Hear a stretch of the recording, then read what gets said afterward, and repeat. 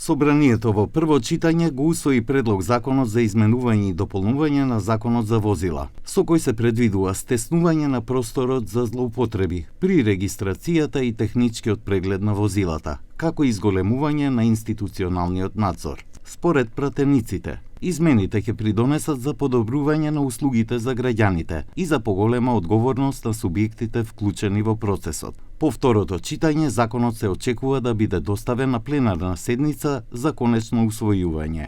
Најголем удар со новите законски измени се очекува да добијат манипулациите при продажбата и регистрацијата на возилата, како и злоупотребите во станиците за технички преглед. За предложените измени се расправаше во Комисијата за економски прашања, труд и енергетска политика. Овие измени и дополнувања ќе обезбедат ефикасен надзор од страна на надлежните институции да се спречат можни злоупотреби.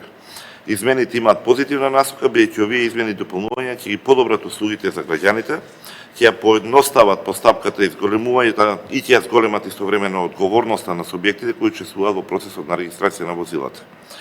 Овие измени и дополнувања нема да имаат дополнителни финансиски импликации на буџетот.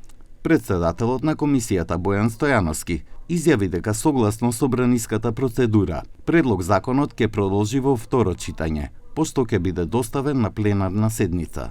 Комисијата за економски прашања, труд и енергетска политика заклучи дека предлогот на закон за изменување и дополнување на законот за возила е прифатлив и треба да се даде на тамошно читање. Ве молам да гласаме. Кој е за предложениот заклучок?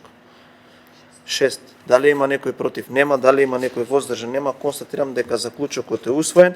Подсетуваме дека Телевизија 21 претходно известуваше за трговците со возила и манипулациите што се правеле во постапките за регистрација и технички преглед.